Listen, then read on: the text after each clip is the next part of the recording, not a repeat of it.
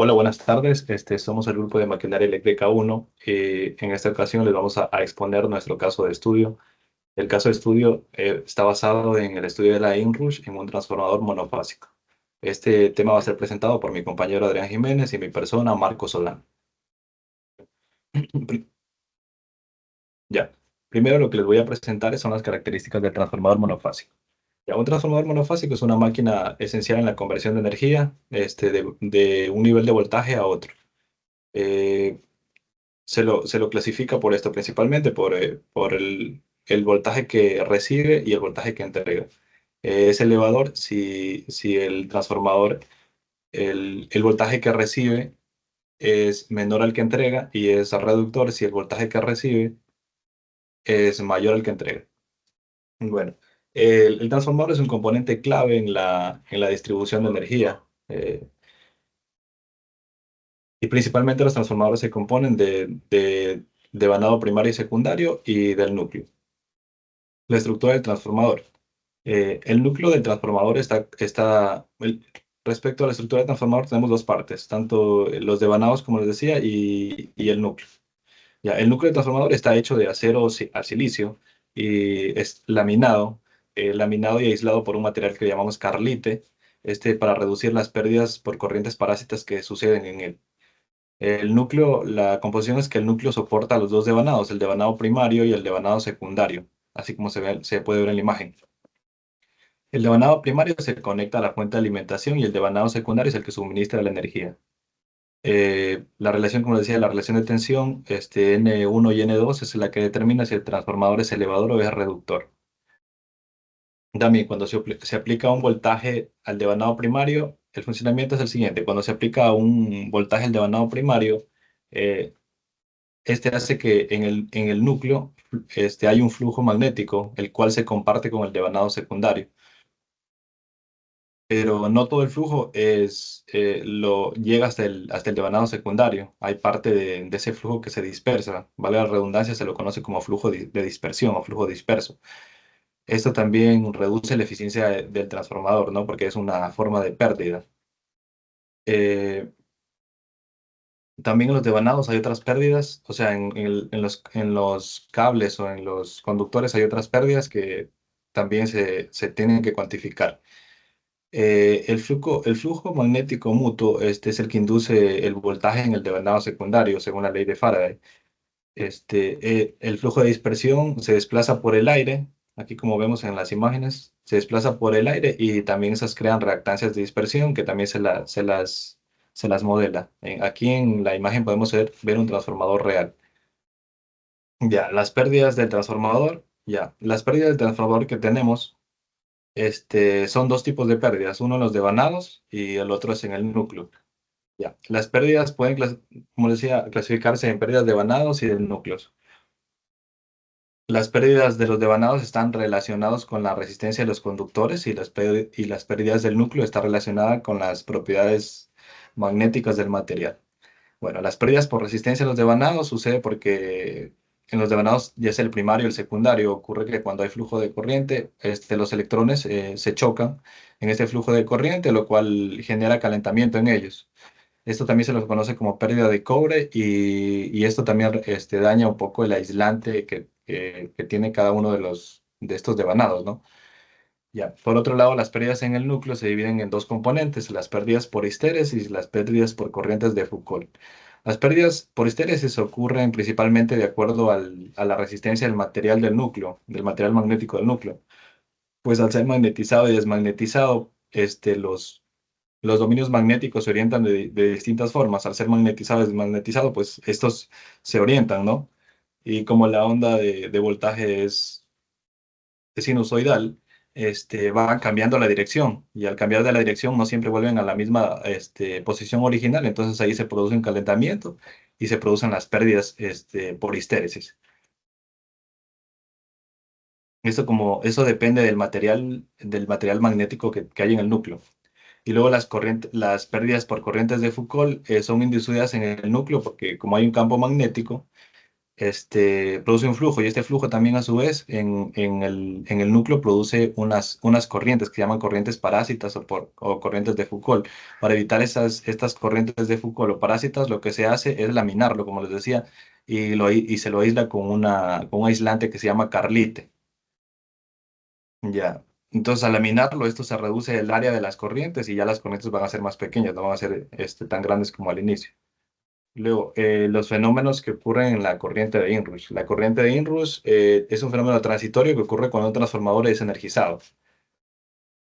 Ya, esto es especialmente en el momento del arranque inicial. Pues este fenómeno se debe a que el núcleo necesita magnetizarse completamente y es como desde el estado de reposo, es como que él tiene una inercia, ¿no? Pues al encender el transformador genera una corriente de magnitud muy alta, que esta puede llegar de ser desde 5, 10, incluso hasta 20 veces la corriente, o sea, el valor de la corriente nominal, o sea, es una corriente muy grande. Bueno, este pico suele durar apenas unos milisegundos, pero son suficientes para generar impactos significativos en el transformador. Ya sea en el transformador cuando es pequeño y cuando el transformador está en un sistema de potencia, pues también genera un impacto en el sistema, ¿no? Por ello es muy importante conocer este fenómeno.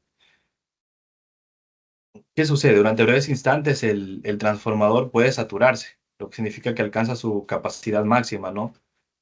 Y su capacidad máxima, como se puede ver esto en las curvas de histéresis. Esta saturación es la que genera un alto pico de corriente. Incluso esta corriente, cuando se ve en el ciclo de histéresis, sobrepasa el nivel máximo al que puede magnetizarse el núcleo del transformador. Y como este fenómeno es tan breve, alcanza un estado de equilibrio rápidamente, donde la corriente se estabiliza. Por eso es de nuestro interés, ya que vamos a analizar cómo son los fenómenos, en qué afecta, cómo es lo que afecta al sistema de potencia o al transformador mismo. Las características del inrush. La corriente de inrush se distingue por su alta magnitud y corta duración. Eh, la corriente de inrush es un fenómeno transitorio, pues depende de varios factores. Depende del momento exacto en el que se energiza el transformador o también depende mucho de la onda de voltaje. Pongamos, por ejemplo, un transformador que es energizado en el punto donde la onda de voltaje esté en su máximo. Entonces, como es energizado donde la onda de voltaje está en su máximo, la corriente de inrush va a ser mucho mayor. También afecta cuando, por decir, hay un flujo remanente dentro del transformador. Entonces, al haber este flujo de remanente dentro del transformador, también llega a niveles mucho más, a unos picos mucho más altos. Y luego, sí, esto principalmente afecta. De acuerdo al diseño del transformador, también tiene un papel muy importante en la magnitud del inrush. Los transformadores con núcleos más grandes tienen propiedades magnéticas diferentes que pueden experimentar picos de corrientes mucho más o mucho menos pronunciados, dependiendo del material que estén hechos, ¿no? La forma de la corriente de inrush es típicamente, como se puede ver, no sinusoidal, o sea, es un pico grandísimo, no tiene una forma suave ni regular y presenta un pico inicial y luego ya se va estabilizando. Esta distorsión de la onda significa que el inrush contiene un alto contenido de armónicos, especialmente se va a ver esto en el primer y segundo armónico, que mi compañero les va a hablar sobre eso. Esto tiene implicaciones, como les decía, en sistemas de potencia, en la calidad de energía o también en afectación a los sistemas de protección. Bueno, los efectos del inrush en el transformador. La presencia de corriente de inrush puede causar disparos no deseados en dispositivos de protección. Ya. Eh, ¿Qué sucede? Como los interruptores automáticos y los fusibles están diseñados para proteger el sistema de corrientes de cortocircuitos, corrientes anómalos. Como la corriente de inrush es una corriente muy alta, puede ser interpretada como una corriente de corto. Entonces ahí se van a activar esas protecciones y van a desconectar al sistema. Esto puede interrumpir también el suministro eléctrico cuando es, como les decía, en un sistema de potencia y puede causar pérdidas económicas y de tiempo también en el sistema. La corriente de inrush también puede llevar al envejecimiento prematuro de transformadores debido a esfuerzos térmicos y mecánicos. porque pues como es una corriente muy grande, como les decía, provoca calentamiento en los conductores y esto también afecta a su aislamiento, pues el aislamiento se ve dañado por esto. Y este calor, conforme pasa el tiempo, va poco a poco dañando más, deteriorando más el aislamiento de estos conductores. Y también las fuerzas magnéticas que tienen esta corriente de inrush puede causar desplazamientos en los devanados. Y además también puede afectar la calidad de suministro eléctrico al generar perturbaciones en la red. Porque las perturbaciones provocadas por el inrush, como le decía, generan fluctuaciones de voltaje y armónicos que se propagan a lo largo de la red. Y esto principalmente se ve en el segundo y tercer armónico. Sí, eso afecta en gran medida la calidad de energía de suministro que llega a las casas. A continuación, mi compañero. Listo, mi nombre es Adrián Jiménez y les voy a hablar un poco de la parte experimental para el estudio de la corriente inrush en nuestro transformador monofásico de laboratorio. Para ello, inicialmente tenemos que calcular los parámetros del transformador. Esto se hace mediante dos pruebas, las pruebas de vacío y pruebas de cortocircuito. Las pruebas de vacío están relacionadas con calcular la resistencia inherente del núcleo y el inductor de magnetización, mientras que las pruebas de cortocircuito están para calcular la impedancia equivalente del transformador. Eh, realizamos... Para las pruebas de vacío, nuestro procedimiento va a ser el siguiente. Vamos a colocar tanto un voltímetro como un amperímetro en la parte de alto voltaje y lo vamos a alimentar por la parte de alto voltaje, mientras que la parte de bajo voltaje de nuestro transformador va a estar en circuito abierto, disculpa, para las pruebas de vacío. Esto con el objetivo de encontrar tanto la corriente como el voltaje, la potencia activa y potencia aparente y el factor de potencia. Todos los datos son dados del el batímetro del laboratorio. Mediante estos datos podemos encontrar la admitancia equivalente del núcleo. Recordando que la admitancia no es más que una suma entre la conductancia y la susceptancia, y ambos dos factores son el inverso de la resistencia y la reactancia, podemos calcular con los valores de corriente y voltaje tanto la magnitud como el ángulo de la admitancia. Invirtiendo esto, podemos encontrar rápidamente la resistencia relacionada con el núcleo y el inductor de magnetización. Para las pruebas de cortocircuito, el procedimiento va a ser ligeramente similar. Vamos a colocar un amperímetro y un voltímetro, o sería básicamente el equivalente a nuestro batímetro, para poder medir corriente, voltaje, potencia activa aparente y factor de potencia en el lado de alta tensión, mientras que cortocircuitaremos el lado de baja tensión. Sin embargo, en esta prueba hay que tener cuidado. Vamos a aumentar el voltaje desde un pequeño valor, poco a poco hasta llegar al valor de corriente nominal. Recordando que nuestro transformador es de 1 kVA y 240-120, dividiendo los 240 a los kVA, a los 1000 kVA, a los 1000 VA, disculpe, nos da un resultante de 4.16 amperios de corriente nominal. Al llegar a esa corriente nominal, con 9.4 voltios, como se evidencia en la tabla, llegamos con los valores de 37.03 vatios y 38.9 VA, con un factor de potencia de 0.952. Con estos valores de voltaje y corriente podemos calcular rápidamente la impedancia equivalente del transformador. Calculando los valores base del transformador utilizando los valores nominales, podemos obtener que nuestra impedancia base era de 57.6 ohmios. Dividiendo la impedancia equivalente que nos resultó entre la impedancia base, podemos encontrar la inductancia del transformador en por unidad, que es un dato que nos pide el programa. Siguiente diapositiva. Utilizamos el programa de ATP Draw, un programa que nos permite observar transitorios y fenómenos electromagnéticos en los equipos. Utilizando un modelo que es el BC-TRAN que nos da disponible, este nos pide los parámetros del transformador mediante las pruebas de cortocircuito y circuito abierto. Y colocamos todos los datos anteriormente colocados, los datos de cortocircuito, circuito abierto, los datos nominales del transformador y básicamente todas las propiedades del mismo. Este programa nos hace una estimación bastante similar de la curva de saturación del material que estima mediante todos estos parámetros colocados. Curva que se ve en la parte izquierda de la pantalla donde en el eje de las X está la corriente por unidad. Nuestro diagrama esquemático está en la parte superior de la pantalla, simplemente colocamos una fuente sinusoidal con el valor de los 240 voltios, con un switch que se activará en el momento que inicie la simulación, y una prueba de la corriente en la entrada del primario, porque el fenómeno de la inrush ocurre en el devanado primario, en la zona primaria del transformador. Siguiente diapositiva.